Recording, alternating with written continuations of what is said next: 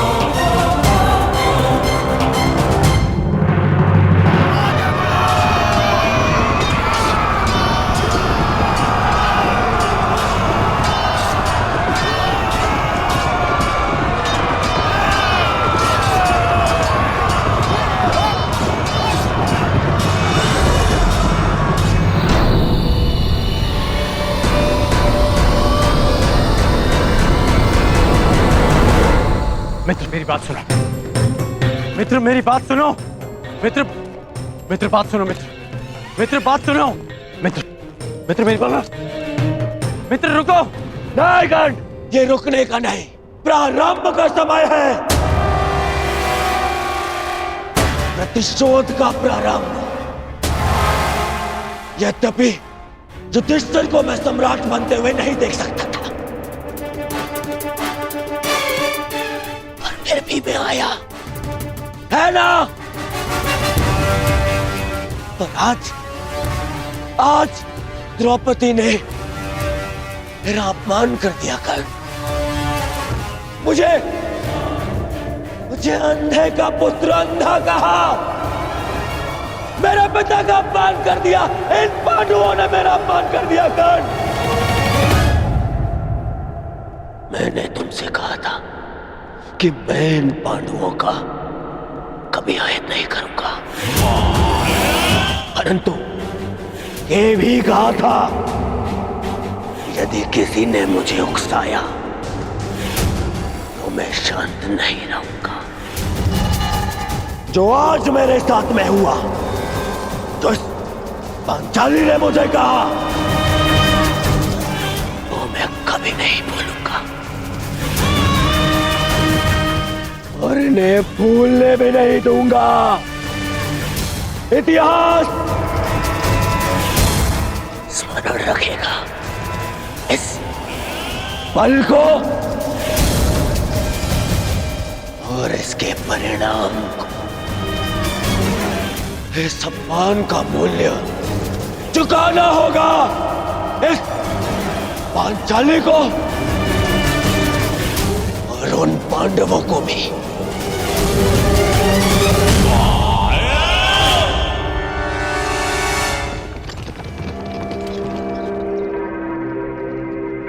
अंगराज,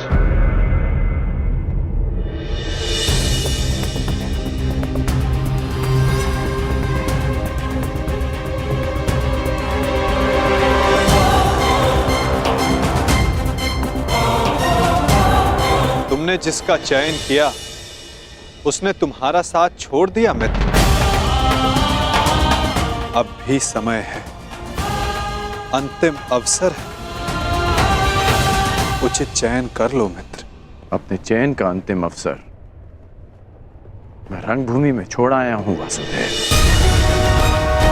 परंतु आपको किसी और को अपने कर्म और शब्दों के चयन के विषय में सावधान कर देना चाहिए था। आप ही ने कहा था ना केशव कि प्रत्येक कर्म के अपने परिणाम होते हैं, उसी भांति मुख से निकले प्रत्येक शब्द के भी अपने परिणाम होते हैं, और मुझे भय है कि पांचाली के शब्दों के परिणाम उचित नहीं होंगे। प्रणिपात।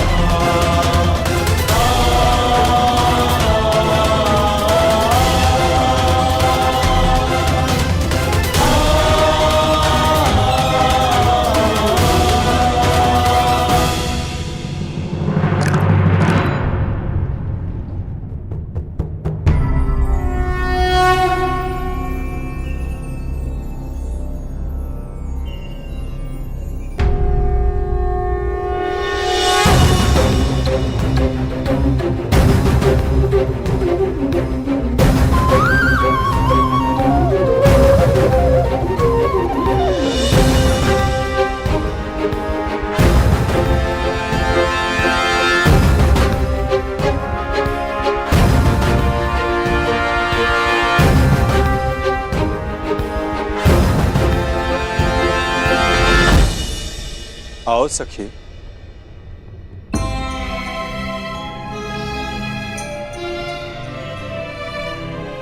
बिना मुझे देखे, बिना कुछ सुने आपने मुझे कैसे पहचान लिया सखा?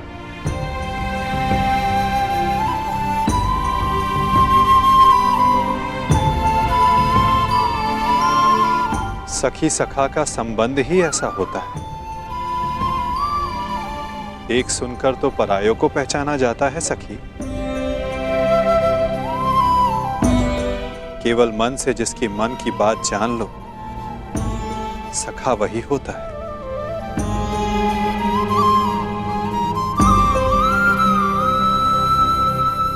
सखा, सखा आपके हाथ से तो अभी तक रक्त बह रहा है।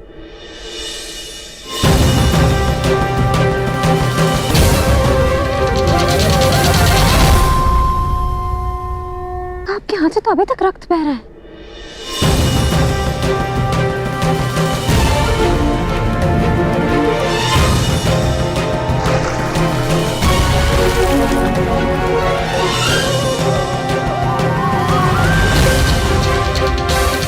हाँ सखी,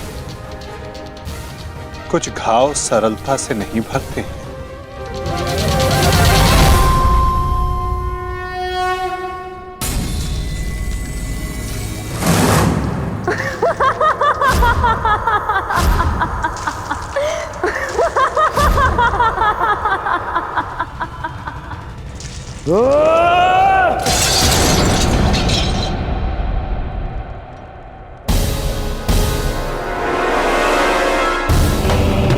अंधे का पुत्र अंधा, अंधे का पुत्र अंधा, अंधे का पुत्र अंधा, अंधे का पुत्र अंधा।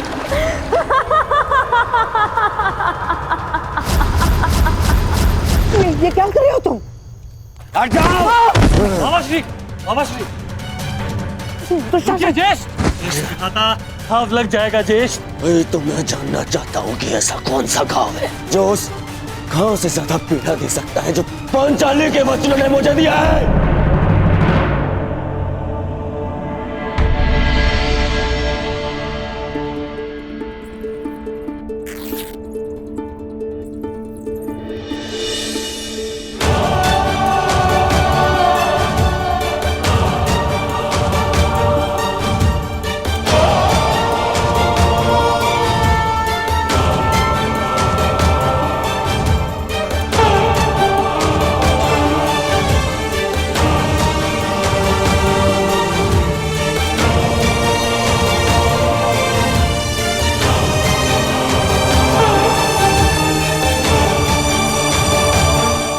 मैं जानती हूँ सखा कि आपने शिशुपाल का वध क्यों किया। इसलिए नहीं क्योंकि उसने आपका अपमान किया, परंतु इसलिए क्योंकि आपने मेरे अपमान का प्रतिशोध लिया।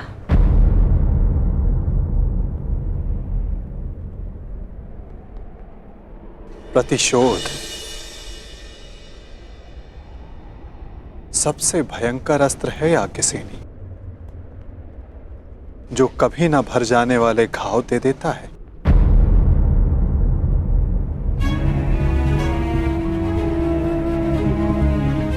इसीलिए आवश्यक है कि प्रतिशोध से बचा जाए, और इससे भी अधिक आवश्यक है कि किसी के मन में प्रतिशोध जैसी भावना को जन्म ना दिया जाए,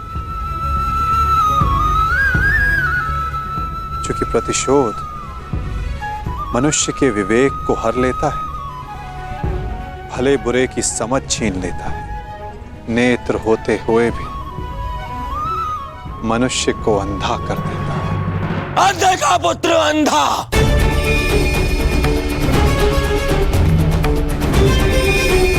मेरे पिता का अपमान किया, मेरे, और मैं दुर्योधन इतना दुर्बल निकला कि ना मैं उस समय अपना प्रतिशोध ले पाया और ना अब लेने के सक्षम हूं। मामा, मुझे प्रतिशोध चाहिए, या तो मुझे प्रतिशोध दो मामा, या मुझे विष दे दो। ये तो उस पांचाली के विद्रोह से छीनकर उसकी मुख पर सदा के लिए पीड़ा भरता हूं।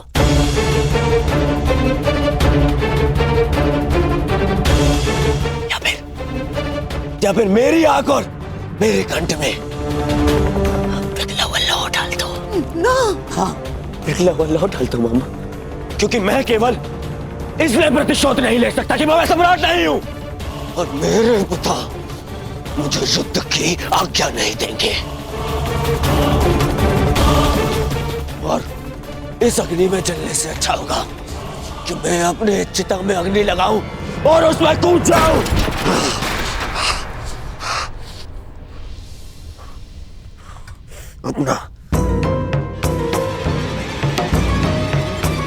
अपना कलंकित और पराजित मुख दर्पण में देखने से अच्छा है कि मैं अंधा हो जाऊं। रुकिए ज्येष्ठ, मैं आपको ये नहीं करने दूंगा। मैं अपना मानसिक संतुलन खो चुका हूं दुशासन, विक्षिप्त हो चुका हूं, क्योंकि मैं उस पद पर नहीं कि अपना प्रतिशोध ले सकूं।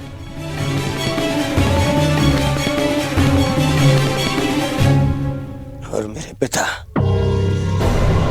जो सक्षम है, उन्हें मेरे आंसू दिखाई नहीं दे सकते। हे ईश्वर, यदि यही मेरा प्रारब्ध था तो मुझे भी जन्म लेते ही अंधा क्यों नहीं कर दिया तूने? क्यों?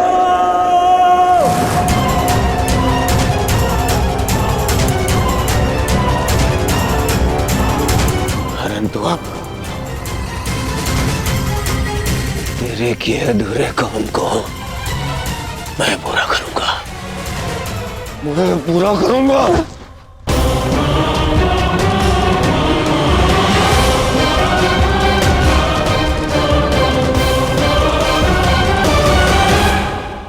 बस दुर्योधन,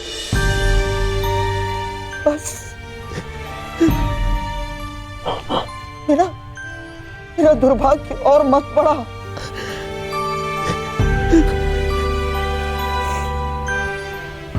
जन्मांध जीजा मिला है मुझे, और बहन ने अपनी दृष्टि पर स्वयं पट्टी बांध ली, और अब तुम ऐसा कुछ मत करो जिससे तुम्हारा ये मामा आत्मघात कर बैठे। तेरे लिए, तेरे अधिकार के लिए मैं अपना परिवार, अपना राज्य, अपना देश, अपनी भूमि त्याग कर आया हूं, और अपनी बहन के घर में श्वान बनकर बैठा हूँ।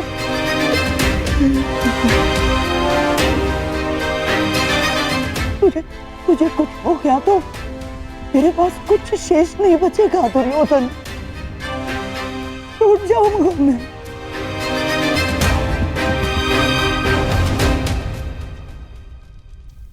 विध्वंस हो जाएगा मेरा, टूट जाऊंगा मैं। ऐसा कुछ मत करना।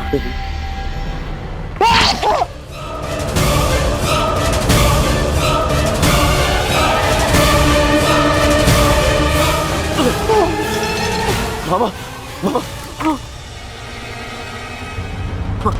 बरसों पहले मैं यहाँ आया था कि तुझे तेरा अधिकार दिला सकूं। मामा, उस अन्याय का त्राण कर सकूं जो गांधारी के साथ हुआ है।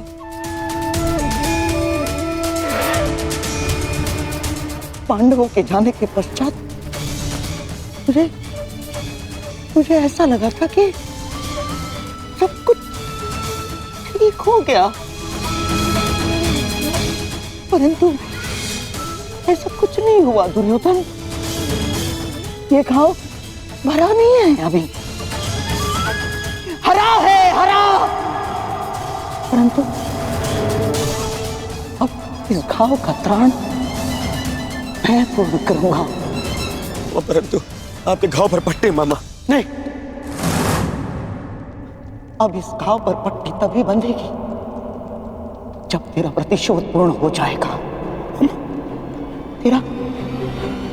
तेरा मामा होने का ऋण चुकाऊंगा मैं। बहुत बड़े ऋण का भार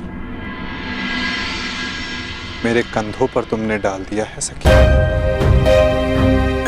कामना यही है कि इस ऋण को चुकाने की कभी आवश्यकता ना पड़े। और यदि आवश्यकता पड़ी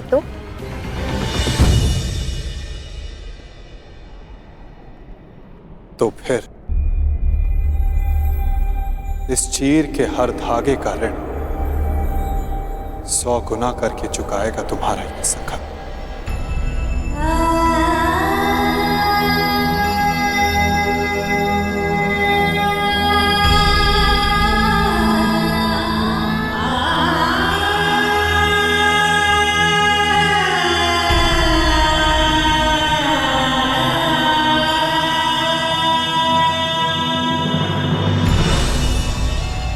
जिस पांचालिकी की अपमान के कारण मेरे दुर्योधन ने अंधा होना चाहा,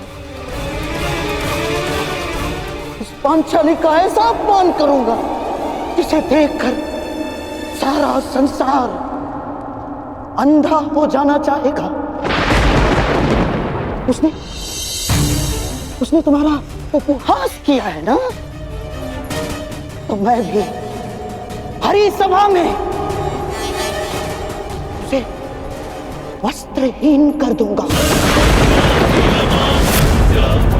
ये मेरा वचन है तुम्हें दुर्योधन।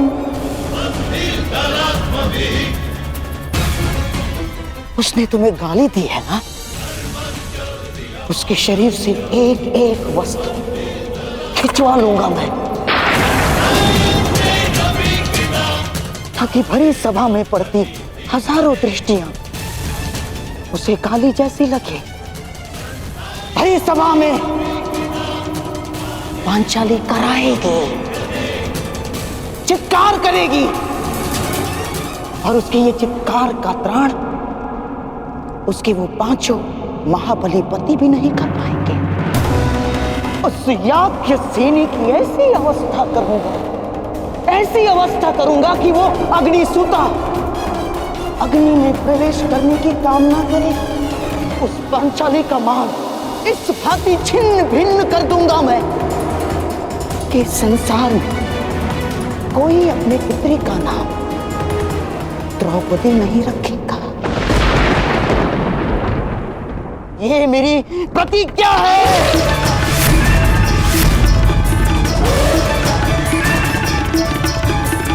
कहते हैं युद्ध भूमि में भारत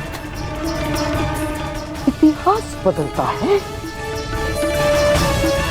परंतु इस बार इतिहास बदलेगा।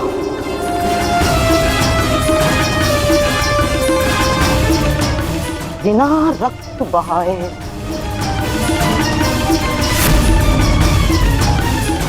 और उसे बदलेंगे शकुनी के पास से। संसार की सबसे बड़ी विजय युद्ध भूमि के व्यू में नहीं, चौसर के व्यू में होगी। चौसर के।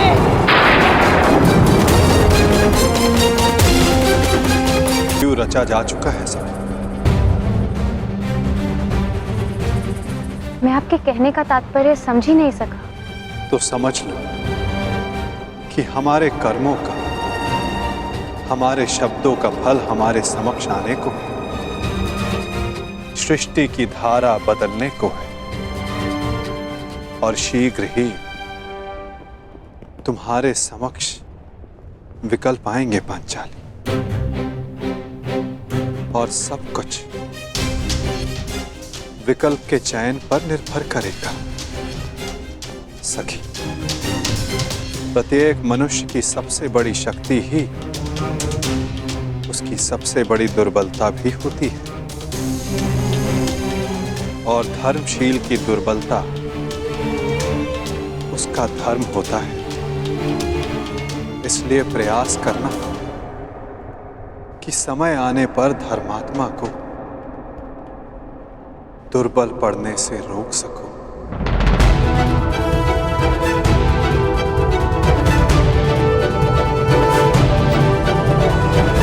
शकुनी और पुत्र दुर्योधन ने जिस प्रकार इंद्रप्रस्थ का वर्णन किया है, छाती फूल जाती है कि मेरे अनुज पांडु के पुत्रों ने इतने कम समय में इतनी उन्नति की है। एक ही समय में कुरु वंश के 2 सम्राट पूरे भारतवर्ष में राज करेंगे। ये सोचकर मन गर्व से भर उठता है।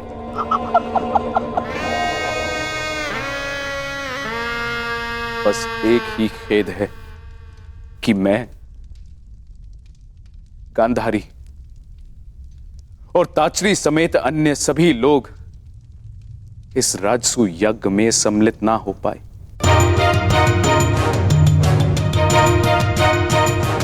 इसलिए मैंने निर्णय लिया है कि सभी पांडु पुत्रों को हस्तिनापुर में बुलाकर उनका सम्मान किया जाए।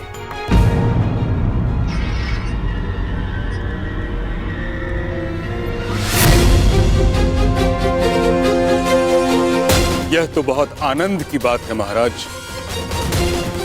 तो ठीक है महाराज, मेरा प्रिय दुशासन आज ही जाकर हस्तिनापुर से पांडवों को निमंत्रण दे आएगा, और फिर यहाँ उनका सम्मान समारोह होगा, और फिर 2-2 हाथ पांसों के।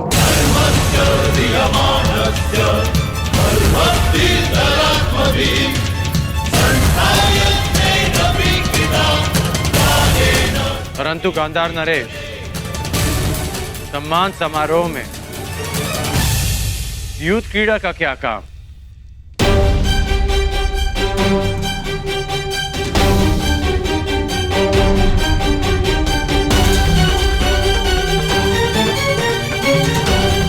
इस मंगलमय अवसर पर युद्ध क्रीड़ा जैसा धर्मी खेल क्यों?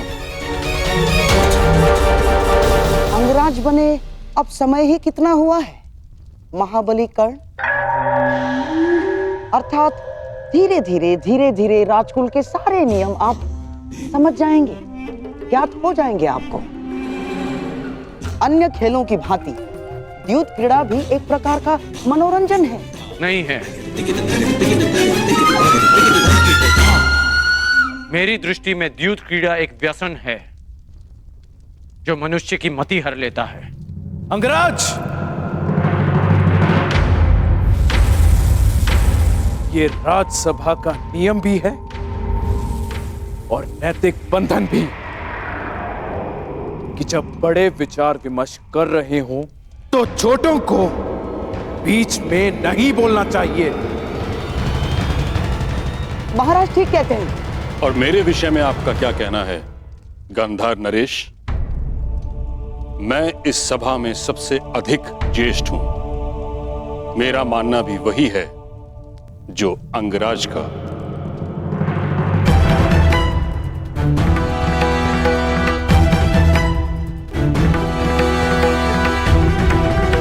कि द्यूत क्रीड़ा अधर्म है। महामहिम, ये क्रीड़ा तो केवल मेरे पुत्रों में प्रेम बढ़ाने के लिए है। द्यूत से अगर कुछ बढ़ा है तो बैर और शत्रुता, प्रेम नहीं। द्यूत से कभी किसी का भला नहीं हुआ। पांडवों के सत्कार तक सब ठीक है, परंतु द्यूत की अनुमति मैं कदापि नहीं दे सकता।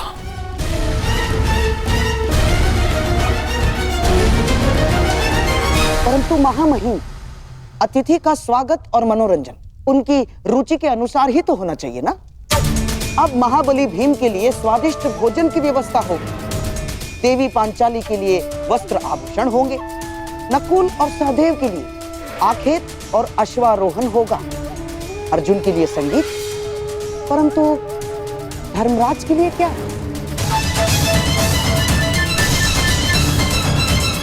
जिस सम्राट के सम्मान के लिए समारोह कर रहे हैं उनकी तो केवल एक ही रुचि है, द्यूत चौसर महाराज।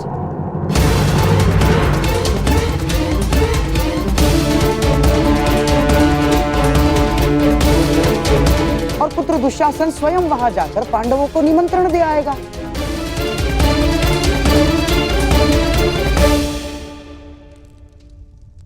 पांडव और कौरव साथ में खेलेंगे तो आपस का बैर भी समाप्त हो जाएगा। इसमें बुराई क्या है महामहिम? आपत्ति इस बात की है गंधार राज कि आपकी रुचि भी केवल दूत में है। बीते कल्प में हस्तिनापुर ये अनुभव कर चुका है कि जिस विषय में आपकी रुचि रही उस विषय का परिणाम शुभ नहीं रहा।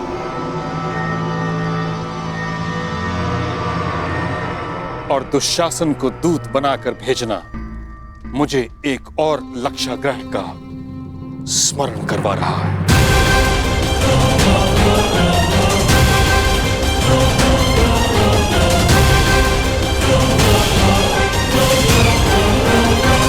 तो पितामह, इसमें समस्या क्या है?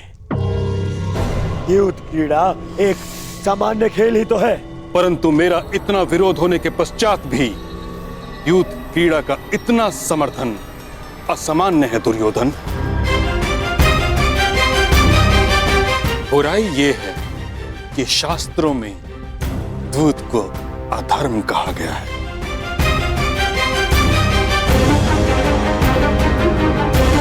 दुशासन द्यूत क्रीड़ा का प्रस्ताव लेकर नहीं जाएगा। बड़ी विचित्र बात है महामहिम। एक भूल को क्या जीवन भर नहीं भूलेंगे आप? प्रायश्चित का एक अवसर नहीं देंगे? ठीक है, यदि आपको मेरा दुशासन को निमंत्रण लेकर भेजना षड्यंत्र लग रहा है तो आप धर्मात्मा विदुर को निमंत्रण लेके भेज सकते हैं।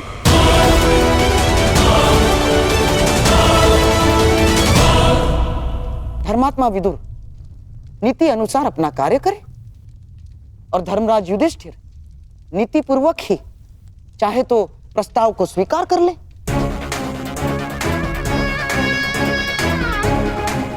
परंतु मामा श्री, क्या करें मेरे होने वाले सम्राट?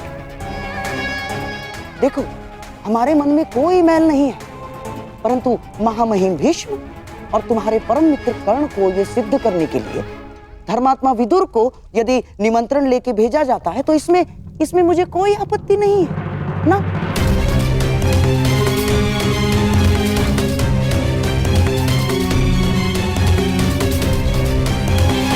तो मेरा आदेश है कि महात्मा विदुर स्वयं जाकर पांडु पुत्रों और कुलवधू द्रौपदी को हस्तिनापुर आने का निमंत्रण दे।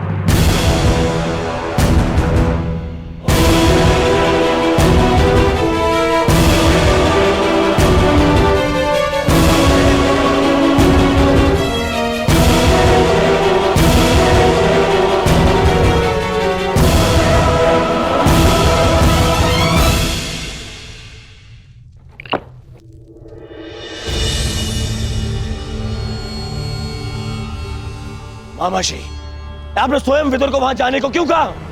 अब वो अवश्य युधिष्ठिर को द्यूत ना खेलने का सुझाव देगा ना,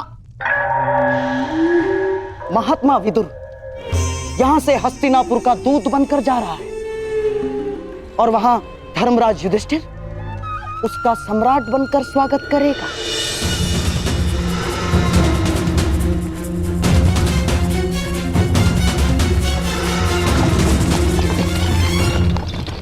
विदुर और धर्मराज दोनों की एक ही समस्या है दुर्योधन। दोनों महाधर्मशाली हैं और उनका धर्म उनकी सबसे बड़ी दुर्बलता है और वही हमारे लिए शक्ति बनेगी। जाओ दुर्योधन, तुम पांडवों के स्वागत की तैयारी करो, क्योंकि विदुर इंद्रप्रस्थ के लिए प्रस्थान कर चुका है।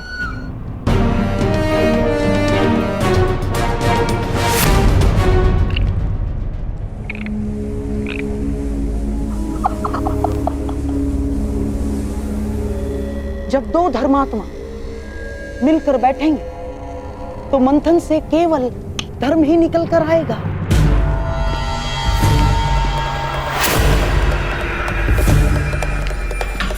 और सम्राट का धर्म उसे चौसर पर बिठाकर ही रहेगा।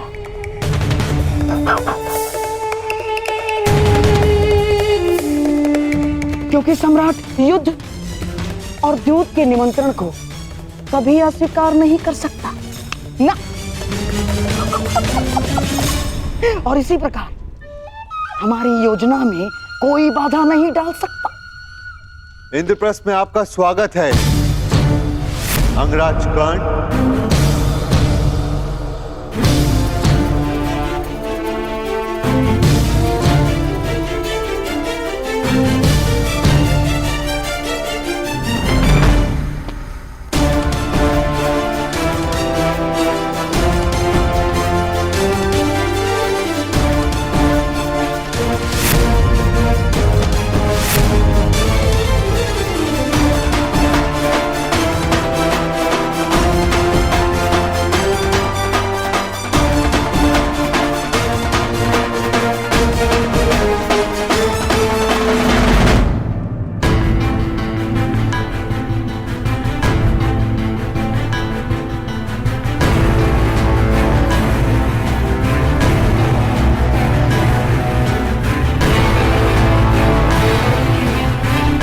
कहिए अंगराज, आपके यहाँ पधारने का उद्देश्य क्या है? मैं आपको सावधान करने आया हूं धर्मराज। शीघ्र ही हस्तिनापुर आपका आवाहन करने वाला है।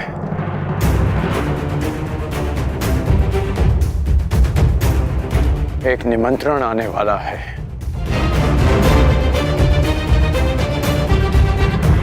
देखा भ्राताश्री, हमारी उन्नति ना देखी गई उस दुर्योधन से। आपको सम्राट बनते हुए ना देख सका वो दुष्ट। इसमें संदेह कैसा है?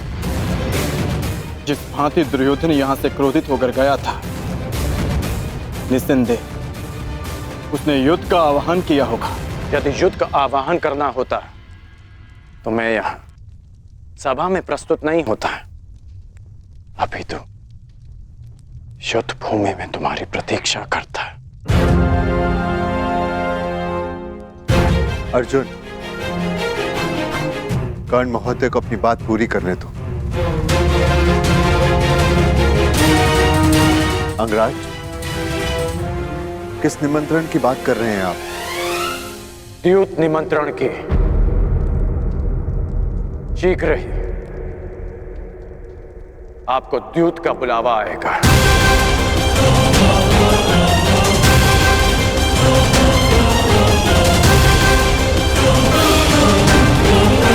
कि उस निमंत्रण को स्वीकार मत करना।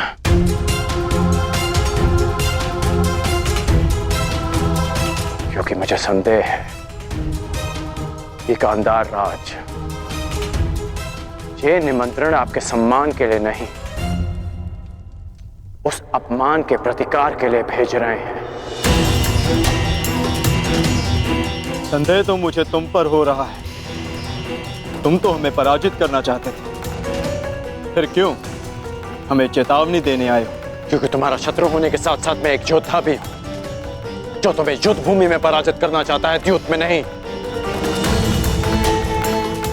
यदि योद्धा होने का इतना अभिमान है तो लाक्षागृह के समय कहां थे? तब हमें सावधान क्यों नहीं किया?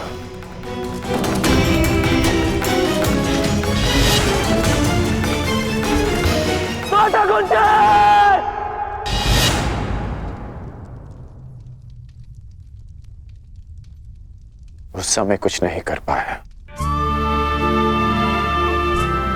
इसलिए इस समय प्रयास करने आया।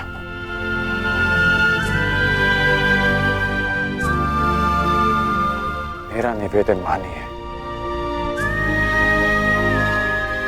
इस निमंत्रण को स्वीकार मत कीजिए। परंतु अंगराज, धर्म ये कहता है कि सम्राट युद्ध और द्यूत के निमंत्रण को अस्वीकार नहीं कर सकते।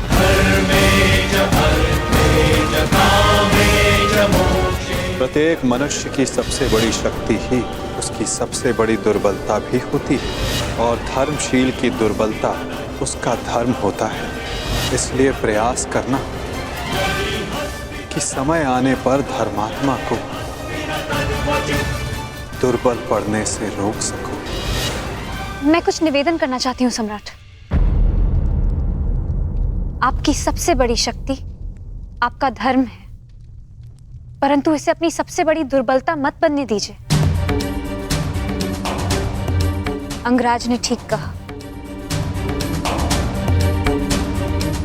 कोई भी जुआ उसमें अधर्म का वास होता है।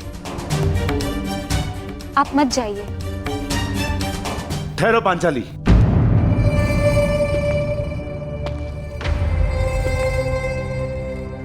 कर्ण ने तुम्हारी एक बार रक्षा की, इसका अर्थ यह नहीं कि हम इस पर विश्वास कर ले। यह हमारे शत्रु का परम मित्र है और यहां जानबूझकर आया है ताकि हम ये निमंत्रण अस्वीकार कर दें। और पितामह हमें अहंकारी समझ ले। यह हमें पितामह की दृष्टि में गिराना चाहता है। राजनीति का यह खेल तुम नहीं समझोगी पांचाली। किस पर विश्वास करना है, किस पर नहीं, क्या चयन करना है, क्या नहीं, तुम्हें समझने में अभी बहुत समय लगेगा पांचाली। चयन कैसे करना है ये मैं भली भांति जानती हूँ महाबली। यदि मैंने कोई और विकल्प चुना होता तो आर्य अर्जुन के अतिरिक्त आप सभी इस समय सन्यासी होते।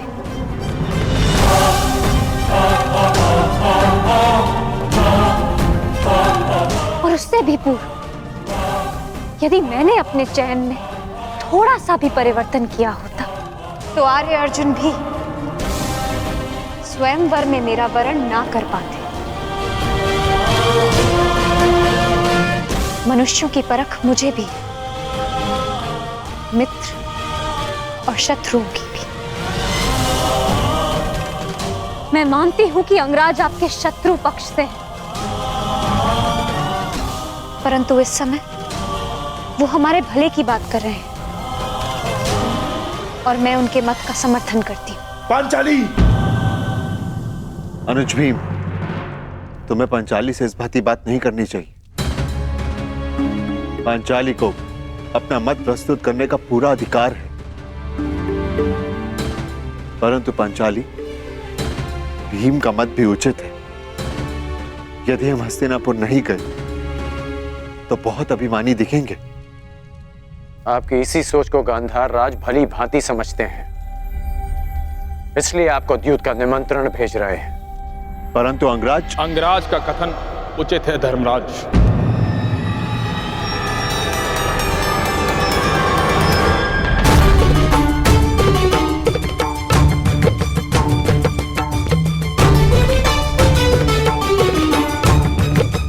प्रणिपात काकाश्री। आयुष्मान भव। मैं वही निमंत्रण लेकर आया हूं जिसका वर्णन अंगराज कर रहे थे। मैं अंगराज का समर्थन करता हूं।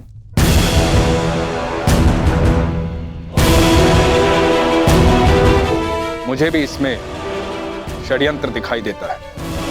जो लाक्षागृह में तुम सबको भाभी कुंती समेत भस्म करना चाह सकता है, वो कुछ भी कर सकता है। हमें उनसे भय नहीं है काकाश्री। उनके उत्तर के लिए हम पांचों भाई प्रस्तुत हैं। वहां पितामह होंगे, आप होंगे, आचार्य द्रोण होंगे, तो फिर वहां सबके समक्ष कोई हमारा क्या अहित कर सकता है? सर्वनाश का युद्ध करने से श्रेष्ठ है कि उससे बचा जाए।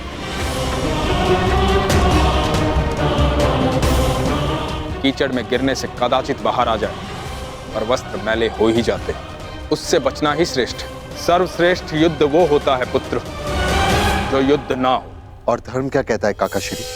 धर्म ये कहता है कि युद्ध और द्यूत के निमंत्रण को नकारा नहीं जा सकता, लेकिन निर्णय आपका है, क्योंकि द्यूत भी धर्म नहीं है।